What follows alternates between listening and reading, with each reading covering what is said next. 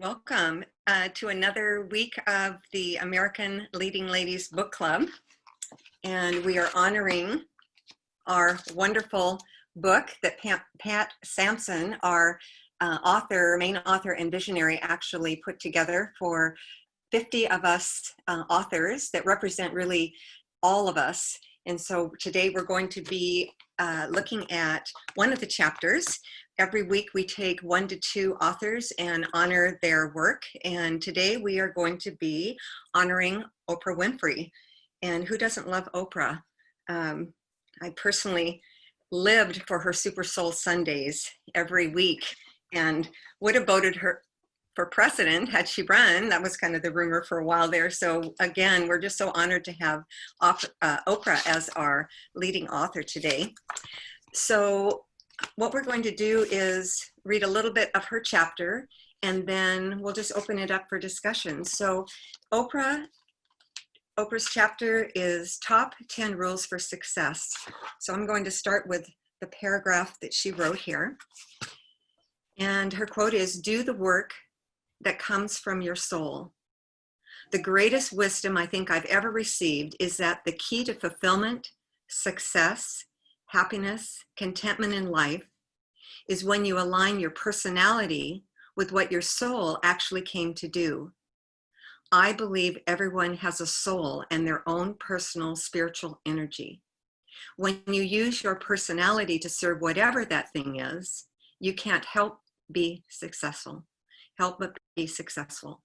So now I'm just going to read the topics of her different paragraphs just in order so we get a feeling for what her chapter's about. And she starts out with, understand the next right move. Seize your opportunity. Everyone makes mistakes. Work on yourself. Run the race as hard as you can. Believe. We are all seeking the same thing.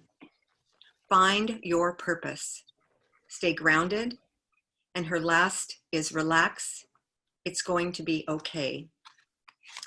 So I have to tell you that one thing I love about Oprah is her ability to integrate practicality with possibility.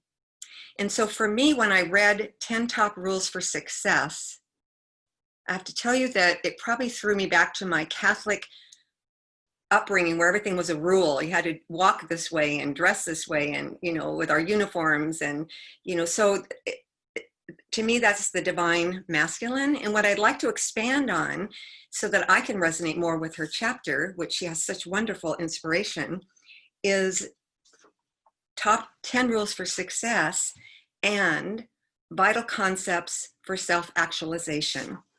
Because I feel that the feminine, if we look at the divine feminine in what she says, she starts out with a concept which is fairly masculine, understand the next right move, and then she expands on it in the feminine. So if we look at these top rules for success as vital concepts for self-actualization and for expressing our soul's journey, then we can expand on maybe how more it relates to our own work, because so much of what we do is really based around the divine feminine.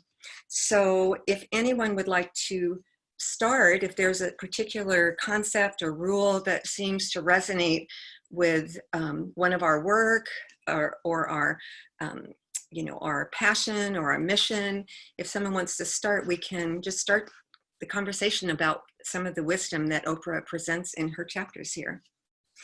Anyone want to start with one of them?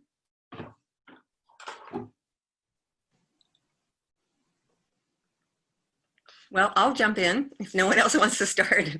So run the race as hard as you can, number 5. She says, don't waste time in the race looking back to see what the other guy is doing. It's not about the other guy. It's about what you can do. You just need to run the race as hard as you can. You need to give it everything you got, all the time, for yourself.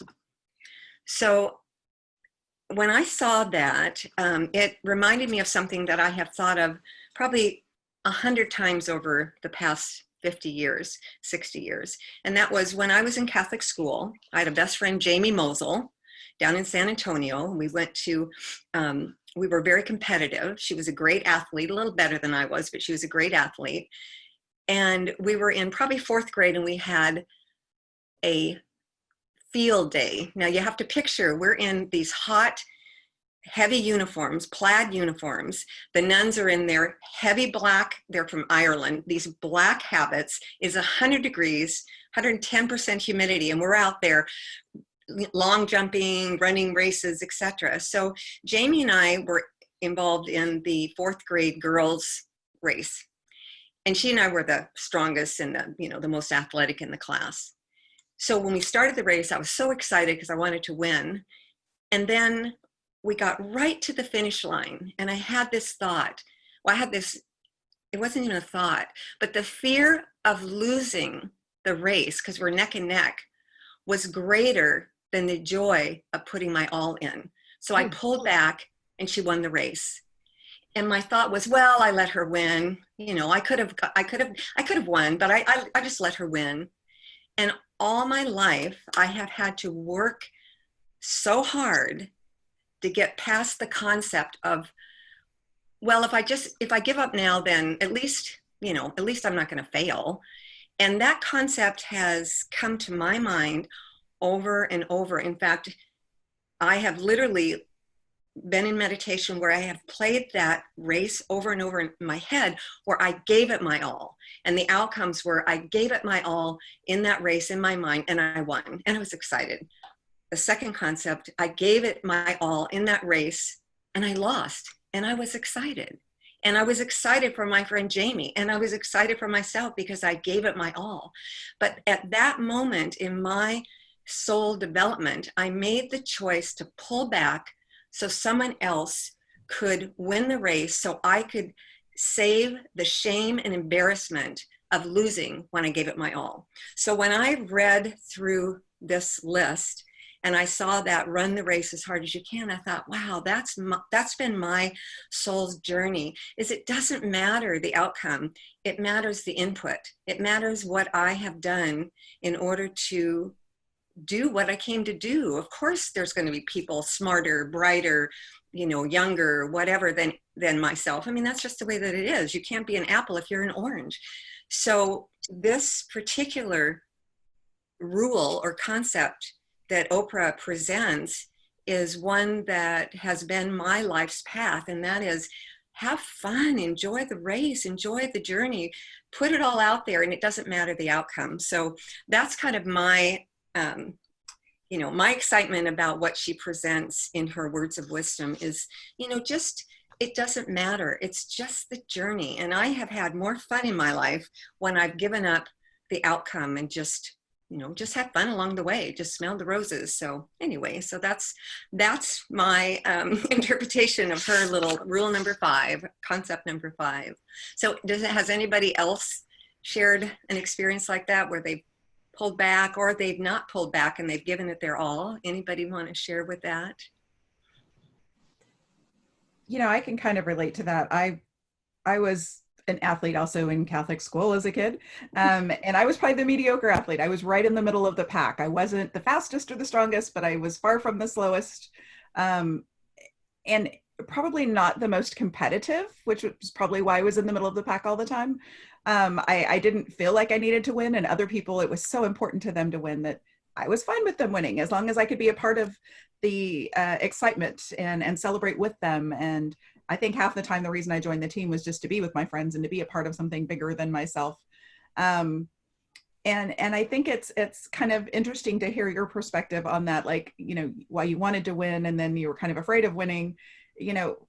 I think that's an interesting thought, because when I look at, run the race as hard as you can, I think when you find your spot, when you find where you're comfortable and what's important to you, then you know how hard you need to run, and you apply that accordingly.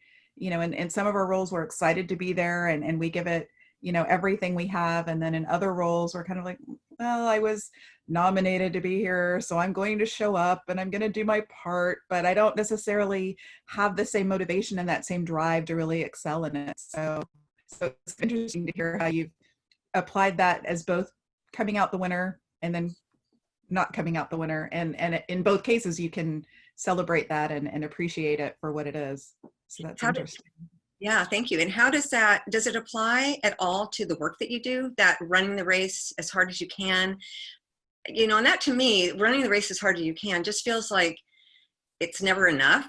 And so I also want to say running the race and enjoying the process, you know, because sometimes I get 1,000 steps in. Well, that's an exaggeration. I get 3,000 steps in for the day versus 10,000. And that's the best I can do for that day. So how does that relate? How do you relate to that to the work that you do in your work, in your business, in your life, in your passion?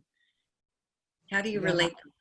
I think it also relates to work, especially, you know, for many of us, because we are independent and um, we play different roles in different situations. My role, I'm often, sometimes I'm a leadership role and sometimes I'm not. So I have to keep that in check at times and realize who is in charge, and is that me? Is it not? Am I here to delegate? Am I here to lead? Am I here to follow? And how do I apply that and give all of myself to the role in its appropriate place? You know, sometimes we may be the leader of our family, but we're not the leader of our choir, or we're not the leader of our softball team. So if we're running out there telling everyone on the softball team what to do and giving it our all in the inappropriate place, then it becomes problematic. You know, you want to give it your all as a player, but if you're not the coach or you're not the team leader, then maybe, you know, telling everyone else what to do might not be the right thing. So I think giving it your all is also important when used appropriately. Right, absolutely. Anyone else want to share on that? I think that it's so. When you were talking, Mary, about the run the race as hard as you can, I thought that it goes with everyone makes mistakes. Oh, nice. In what way? Because when you were saying that there was, and I heard kind of a self-esteem kind of like a low if I don't believe in myself, if I am afraid that maybe I'm not going to do my best, if I'm afraid that other people won't accept me or won't like what I have to hear or won't understand the message, or we could go on and on and on, right? Whatever that they won't belief is, which then if I might make a mistake, if I might feel lesser than, then I'm not going to try. I'm not going to run the race as hard as I can. And that's what I was, when you were saying that, that's what struck me. And I was like, okay, so that goes along with the mistakes, and everyone makes mistakes. And in the chapter, she says, wherever you're in a journey, I hope you too will keep encountering challenges. Because it's a blessing to be able to survive them and to be able to keep putting one foot in front of the other, to be in a position to make the climb up life's mountain, knowing that the summit still lies ahead and every experience is a valuable teacher, and not being afraid of that teacher. So, you know, Renee, when you were talking, you're talking about having the courage, knowing your place, but it also takes courage. So that kind of reminds me of Dreiker's courage. Although it takes courage to be your authentic self. And if we're going to do the divine feminine, like you're saying, Mary, in this, to be your authentic self, it takes courage to do that. So it takes courage to run the race as hard as you can, because there's a possibility that you are going to fail. And probability that you are going to fail as you're learning. I mean, how many of us have failed at so many things? I don't know if I call them failures. Maybe that's my ego space saying I don't want to call it a failure. I call it a lesson learned, right? I say, oh yeah, that didn't go the way I wanted it to go. But maybe that's the reason why. What did I learn from it? What did I learn from it? What did I learn from it? Right? I love all these things because I think each one can fall into the other, right? Absolutely. And the idea of failure depends on what your goal for the race is. If your goal, I remember when my daughter, who was in kindergarten, joined the swim team because her older sister joined the swim team. It was her first meet, and little boy came up to me and said, or came up to her and said, "I can beat your time." And she said, "I'm just here establishing my times." You know, so her goal was to establish her personal best for herself as a kindergartner, just joining the team. You know, I can beat you, but that wasn't her goal. So if the goal is to win the race, then being a tenth of a fraction off, we fail. But if the goal is to run the race, then no matter what we do, we succeed. Whether you're like Renee in the middle of the pack because you love the community, or whether you're like Jamie Mosel, who had the ability to be first, or who, like me, made that split decision to retreat because there was too much shame involved in losing. So in order to make, you know, as a child, you make those conscious, subconscious decisions, and then the universe keeps presenting the opportunities until you finally get it, you know? I was at a very important, wonderful seminar up in the Seattle area. And the first thing was, they said, this was a 5-day intensive, we're going to do a run every morning. So my feeling was, okay, I'm going to be fastest, you know. And I ran so hard, and they timed us every day. I ran so hard, as fast as I could, as fast as I could. And the next day I ran so hard, as fast as I could. And by the 5th day, I just went, forget it. And I just enjoyed the beauty and the birds. And I ran my best time because I relaxed and went, you know what, I'm just going to have fun instead of this competitiveness, because, you know, we're out in the woods and I didn't see anybody else. I must have been ahead. And then I get into the barracks or the cabin and everybody else was in there. I thought, wait a minute, I thought I was ahead of everybody. And I finally went, let it go. And I ran my fastest time because I had fun. So depending on what the goal is, and that's why 10 rules for success, I had to say, okay, I don't resonate with the masculine. I resonate with, what's my actualization? What's my path? Where is my soul's recognition? And then I went, oh, okay, now these rules, these concepts make more sense to me, because I was like, no, I'm not going to do one more rule, you know. So anyway, but yes, I love the fact that you brought in everyone makes mistakes. So I think that's a wonderful concept. Mary, do you also feel that when you start out to do something, you're so excited, and the moment the opportunity is presented, then you want to run? And I don't know, I've had that for most of my life, and it has been a work in progress, that for me to recognize, okay, I'm starting to run again, and just stop and say, because I keep you know, I wish I had these opportunities. And when the opportunities come in a disguised form, which in my head is probably not what I'm imagining, and when it comes, the first instant is, you know, just, no, let me call up and say, I cannot do that. Let me call, you know, email and say, I'm sorry, I cannot do this. I cannot come. And I began to realize it now over many years. That's all the path was, running away from, you know, growth, running away from possibility, as you say. Because until you confront that, because you're always scared, okay, what if I fail? What if I don't, you know, do well? And when you recognize that, then I've noticed then the change is slowly starting to take shape, because now you know it's nothing to do with what's happening around. It's with you. It's all the imagination, and it's not the way others perceive us. It's basically how you perceive yourself as through your growth that you've been growing up in. So I just wanted to put that out and share that.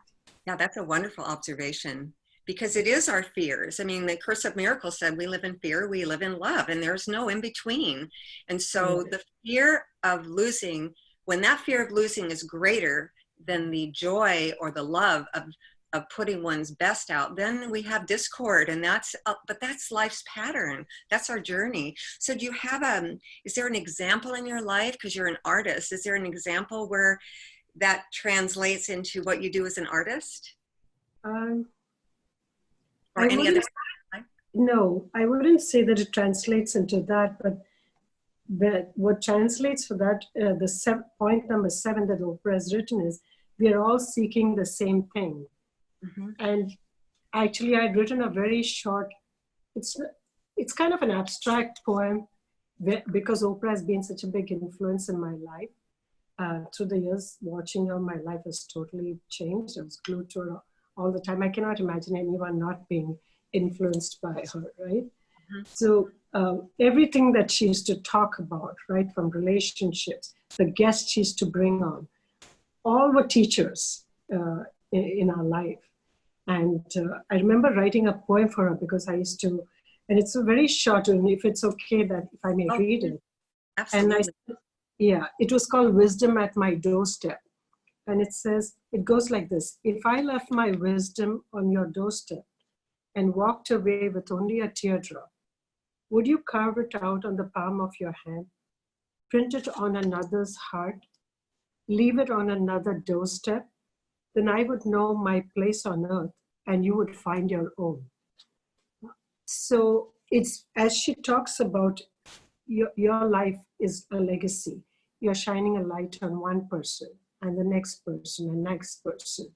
So I felt like we are all writing on someone's palm because we are being that light in our own way, even when we don't think about it. Because sometimes you can sit and think, oh, what have I contributed to the world? And I do have these conversations sometimes, with my cousin. And she said, then she talks to me and brings me back and says, look what you are doing. Look at the people that you've impacted. She says, my life is so influenced when I talk to you. I just feel uplifted and this. So in my mind, I don't think that's what I'm doing, but someone else is seeing that. So I think each one of us have that. I don't know if you probably feel it as sometimes, okay, I have not done enough or I'm not doing enough. Am I really contributing to anyone's life? Because sometimes you think, okay, you got to go into these big things, have a mission somewhere in the remote parts of the world, and people are going. So that's my. Well, Lancia, that's beautiful. Would you read it again, just slowly? Would you read that again after listening to the background of that? Would you mind just sharing that one more time? It's so beautiful. Sure. So it's called Wisdom at My Doorstep. If I left my wisdom on your doorstep and walked away with only a teardrop, would you carve it out on the palm of your hand, print it on another's heart, leave it on another doorstep? Then I would know my place on earth and you would find your own. That is so beautiful. It is beautiful. That is so beautiful. This was written just for her, and in 2000, I was sitting up. It's never been published. I mean, I've got other poems that have never been published, but I still remember this because I really had those teardrops, in my eyes when I was thinking, and how she's influenced and how I've grown, and I'm sure everyone feels this as I was saying. We're all doing it. She probably, when she started out, she was being herself like everyone else. And that's what she always said, be yourself. And, you just grow and you resonate with people. And so it's in that space. Beautiful, just beautiful. And, she talks about personality. Personality is just the soul's expression of who we are. And Yes. your beautiful art and that beautiful poem is your soul's expression. It's not a separate, it's not separate. It's not something you wrote. It's what you intuited from the divine and happened to put into words, but that is your soul's expression. So it's so beautiful to hear that other women who are strong and also so accomplished have, struggle and overcome and express that soul journey. I mean, that's what our life is about. It's like, it's like Catherine says, everyone makes mistakes. In the process of the things that we consider negative, we learn to express that divinity. That's so beautiful. I would love a copy of that and be honored. I know, I would too. It's really beautiful. And, it's interesting how we each take this and kind of personalize some of her process and her words, and listening to what Catherine was saying about mistakes, and then Lancia talking about kind of her journey with doubting herself and then realizing that she was making an impact, kind of took me to the portion of Oprah's chapter that I found really resonated with me, and probably different chapters at different points in your life, but Number 4 was work on yourself. And I think that these things, we do make mistakes, and we try to correct them and not repeat them. And that's a process of working on ourselves. Identifying our own strengths and our own impact is part of the working on yourself process. And even running your own race, how hard do you work on your race? That's part of working on yourself. So that particular portion for me, she says, the world has so many lessons to teach you. I consider the world, the earth, to be like a school and to be like life's classroom. And sometimes here on this planet Earth, school and the lessons come dressed as detours or roadblocks, and sometimes a full-blown crisis. So true, as we spend our lives in crisis right now. And the secret I've learned to getting ahead and to overcome these lessons from the grandest university of all, and that's university itself. That's the universe itself, sorry. And I think that's kind of what we're talking about, listening to, our surroundings and how they impact us, and learning from, our, call them mistakes or call them lessons.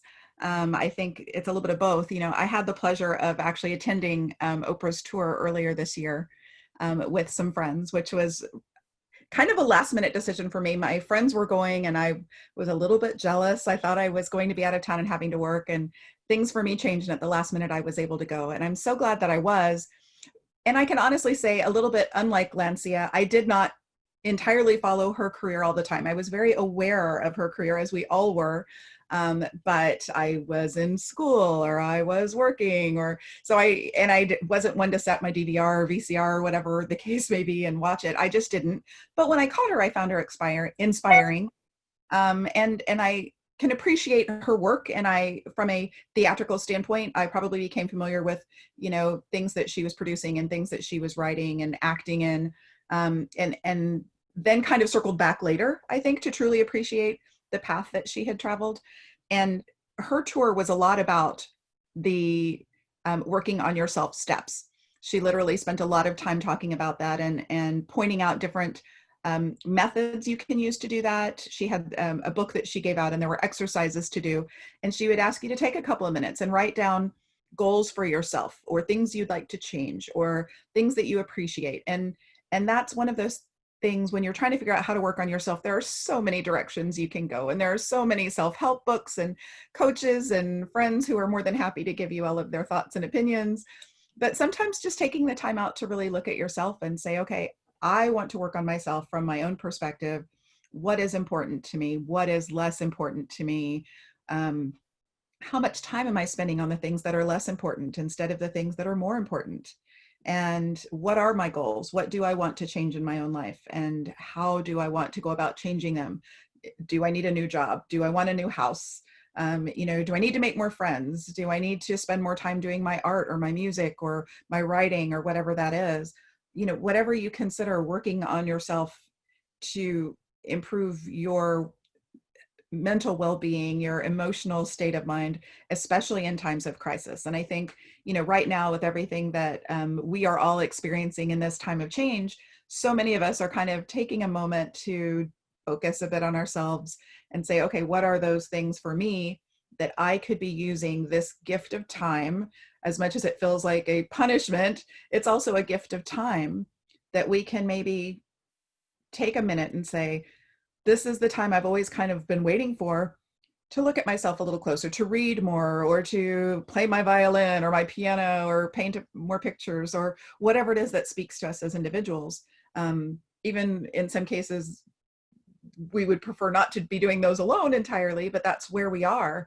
And it looks like Lily just is trying to join us, maybe.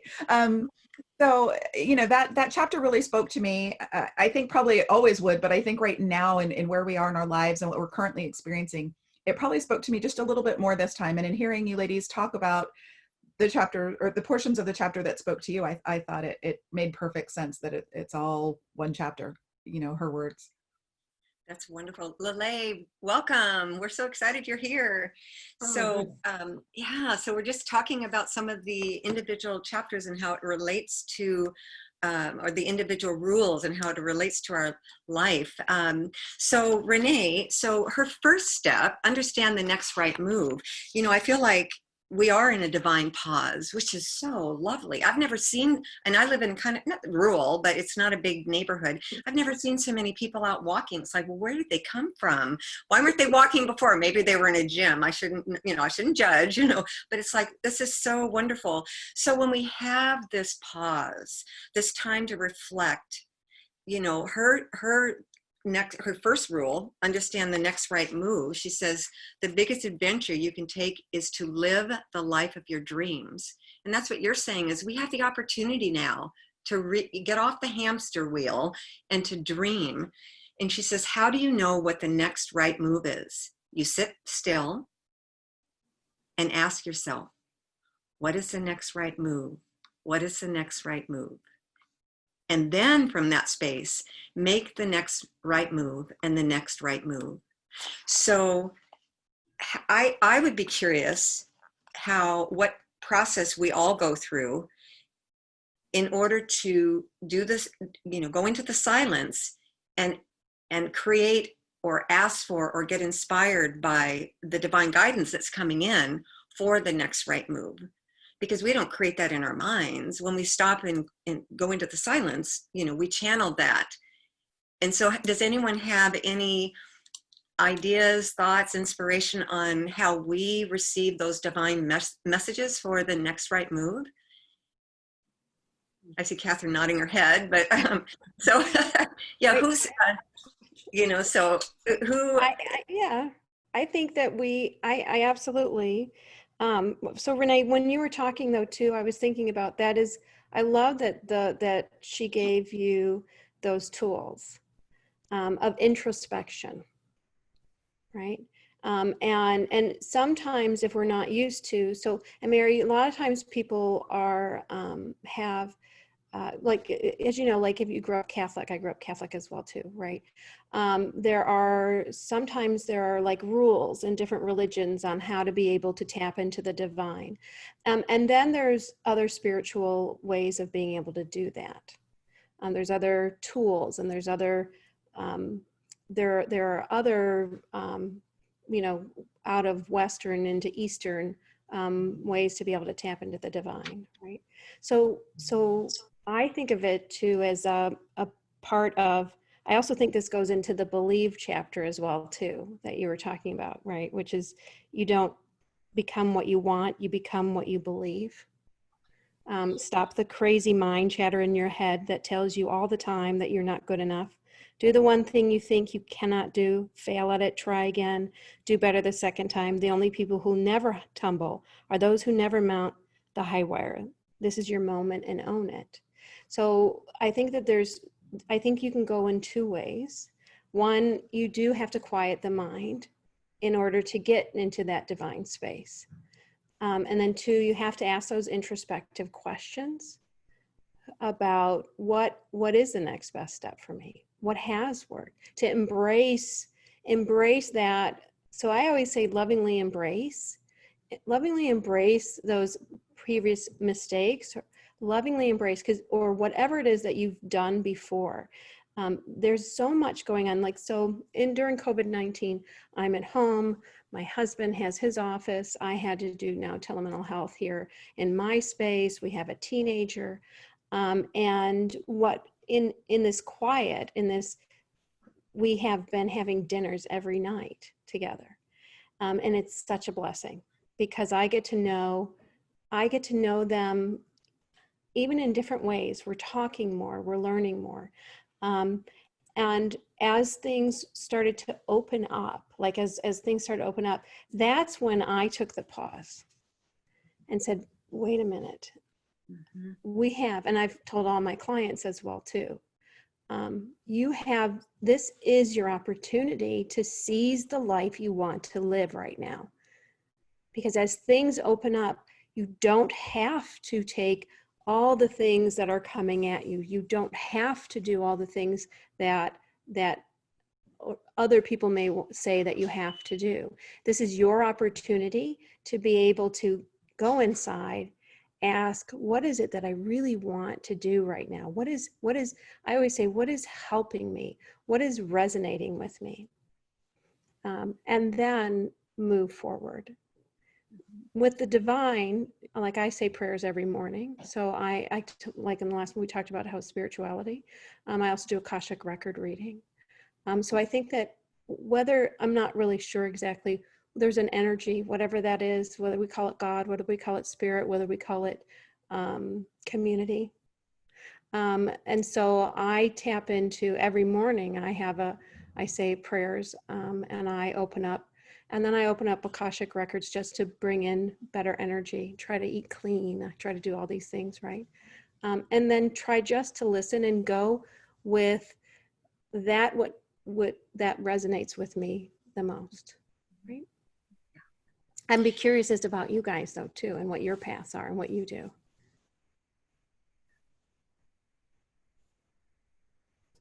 So Carolyn May says we interpret the divine through our crown chakra, or we receive through our crown chakra and we interpret in the gut.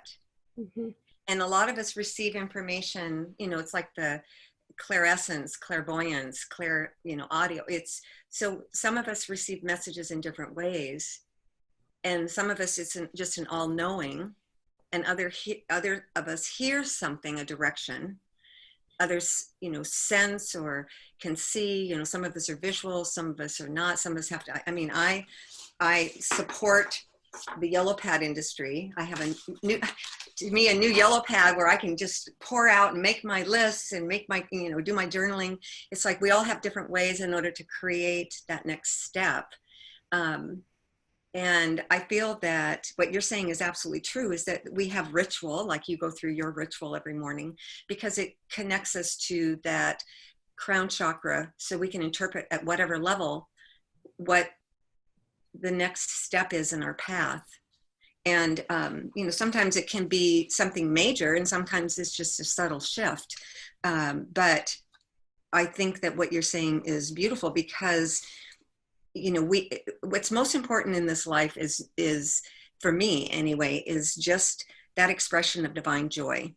And I used to have a project me every morning, because I did house projects. I painted every room in my house. I recarpeted, I blah, blah, blah. And I was so not tired. I loved it, but I was going, okay, what about project me? So the project of joy every day, it's and I learned on Oprah from one of her guests, instead of a gratitude list, we have an appreciation list. Mm-hmm. Gratitude is something you're grateful for, something kind of tangible, whereas appreciation is so much more open. And so I have my appreciation list that I do in the mornings, and that's kind of my way of connecting with the things that I love in my life, that I've attracted and created for myself. And the right step for those listening who may be struggling with what the right step is, it is that divine, that divine message that comes through our internal energetic system that actually can help move us into the right direction. Because it may not be changing jobs or doing, something specific. It may just be more tolerance, more acceptance. These are challenging times where we have to learn to be more accepting. And that is a huge step in the right direction for our planetary healing. So it may not be a career change. It may be something as simple as going to the grocery store and seeing somebody without their mandated mask on and having compassion instead of judgment. So it's the simple things, I think, that also lead us to the next step, which is, again, the elevation of the energy of the planet, so that we can have made that, like Lancia made that contribution, that beautiful poem that resonates with all of us. So yeah, nice. I think sometimes too, Marian, just being quiet, because I consider, like, people ask me why, like how I consider myself a blessed. I don't know, because things end up showing up in my life. A lot of people go like, how does that happen to you? And I go, I don't know, like, I don't know, right? It just, there it is. And so, but I think though, being quiet though, and quiet to hear and to know then when the thing comes to you, that I think that there are, call it God, divine, is always bringing what you need to you. Mm-hmm. Whether or not you're accepting and seeing it is another. As you said, Lele, your your beautiful poem is exactly that. I hope that you put it on your hand, stamp it in your hand, and then share it with someone else. But maybe you stamped it on somebody's hand, they don't even know that it's there. They didn't even recognize it. They don't even see it. But also too, unconsciously, maybe then they're sharing it with someone else. So there's still that passing on. But if we're not quiet enough, or we're not kind of observant enough, if we aren't accepting, as you said, Mary, that's coming into our lives, right? That acceptance piece is beautiful. Then we can miss it. So that's why when people say to me, how'd you end up on there? And how'd you get in that book? And and I go, I don't know, But when someone said, hey, would you like to do this? And it resonated with me, I said, yes, right? Like today, even being with you guys here today, this is beautiful. I know that this is filling me, helping me, inspiring me, especially during this time of great strife. And so for me today, this is the gift. And they are gifts that are given to us that I get to receive. So, so I think just quieting, observing, accepting, watching, and then taking the chance. Right? Well, they say that God gave us 2 ears and 1 mouth for a reason, So, yeah. And I love when Lancia said she related to, we are all seeking the same thing. I mean, we all want, it's like a beauty pageant, world peace, but we all want world peace. We all want people to thrive, no matter where we are on the planet, to thrive in a world of unconditional love. And I think that resonating with what Oprah says, she's got it very well spelled out.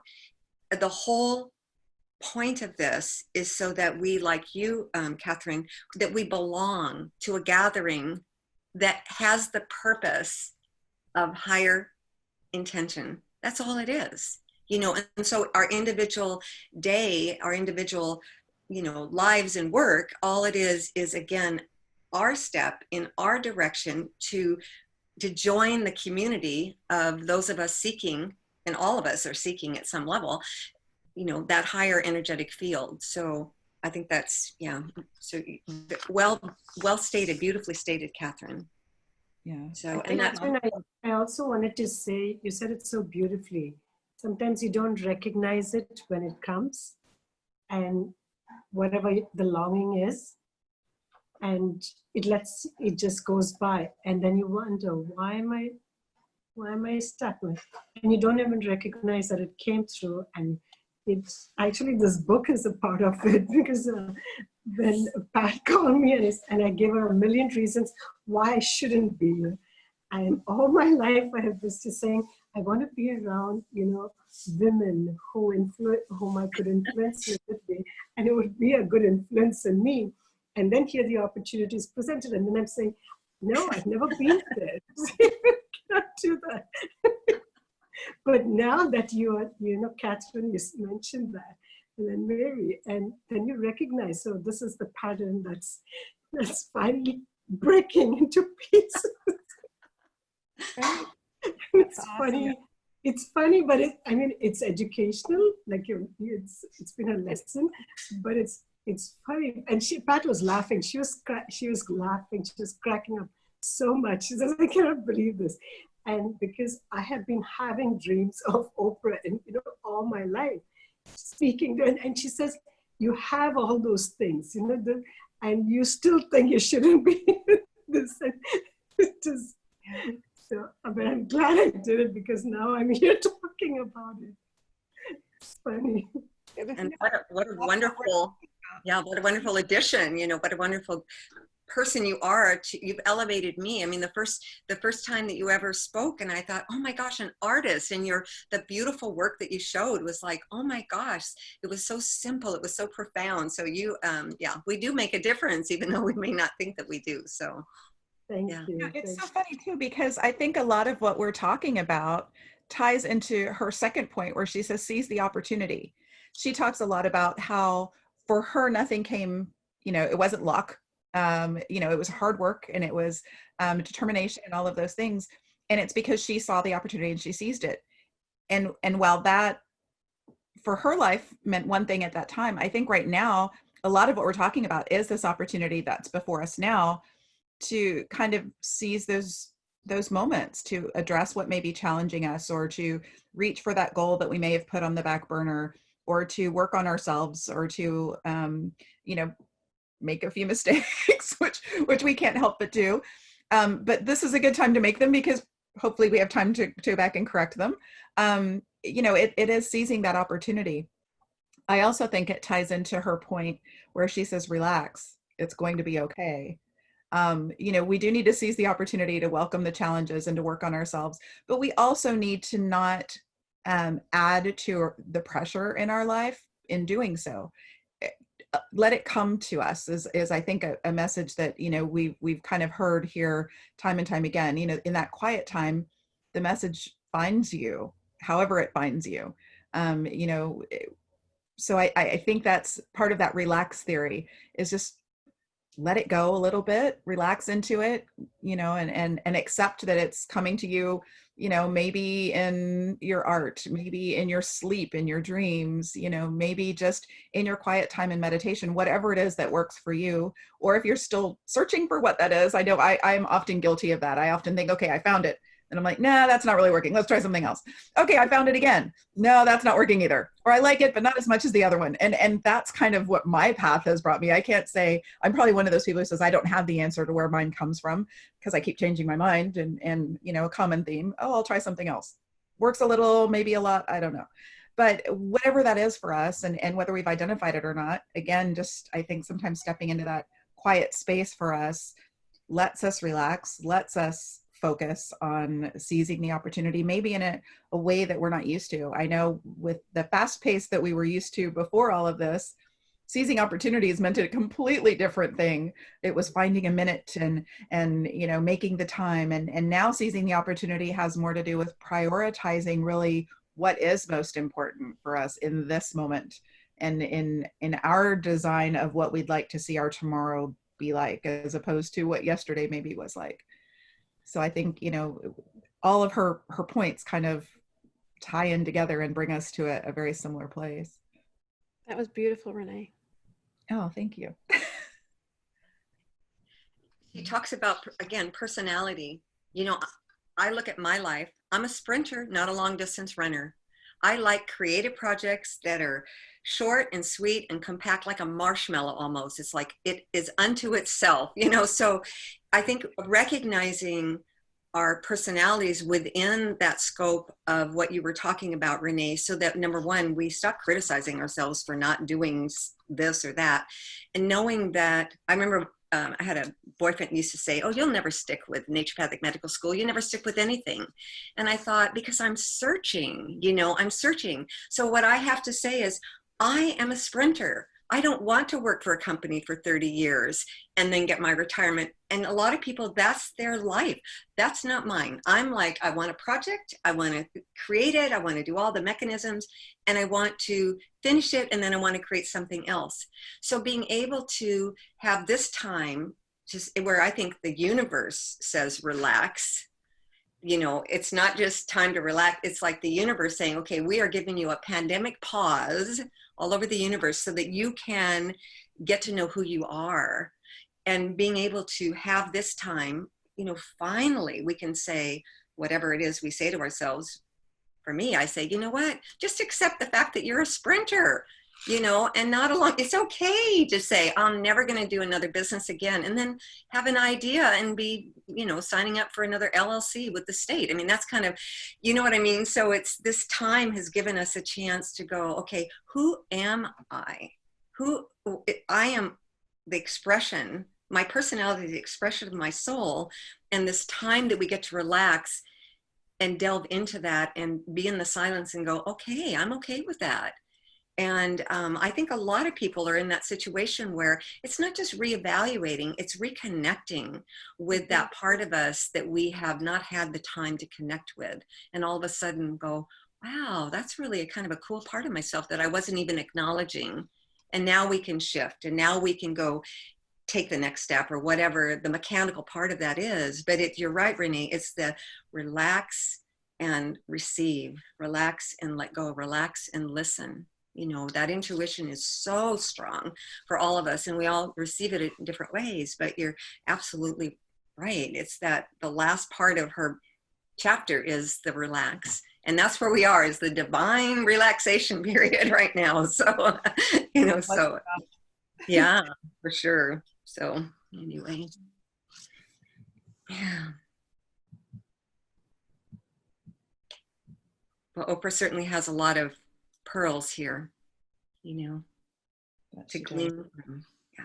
And again, she seems to have a practical way of doing things, but she definitely puts in the, you know, like we say, the unfathomable possibilities. She opens us up for all of that with her wisdom and her guidance, and being able to see the list more as a menu, you know, so we can choose from the menu versus follow the list, you know, I think is really, for me anyway, that's how I resonate with her style, is picking and choosing from which I find my most guidance, rather than, because I have to admit, I mean, rules for success on a list, I didn't resonate with, you know, but when I thought, wow, the wisdom's here, you know, get over it. You know, you don't want one more rule in your life, you little Catholic girl, just, you know, just be open. You know, I could say, oh, I'm so open, I'm so spiritual. And then it's like, top rules for success. I don't want to be there, you know. So it's nice that we have this discussion, because there's so much to what she says, and she does it so beautifully.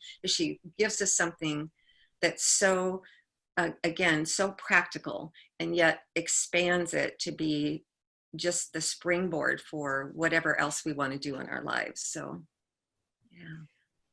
So Mary, I want to thank you for being such a great moderator. You have been, it's been so beautiful what you've done today and how you've guided us into this discussion. So I wanted to give you thanks for that. Thank you. Thank you. Yeah. Yeah, it's such a beautiful group. You know, I'm so blessed. I used to pray all the time. God, send me a group of women I can really relate to, you know, and this is it. You know, I thought, wow, this is really, I would never have conceived this group, because, you know, again, linear thinking. So thank you for that compliment. And it was because of all of us that this gathering has been so beautiful today. Yeah, thank you. Do you know, I was looking at stay grounded. Did you guys see that part in the one? Were you looking at it too, Lily? Yes. And say, and I'm wondering, you know, in closing, how you had planned to close, Mary.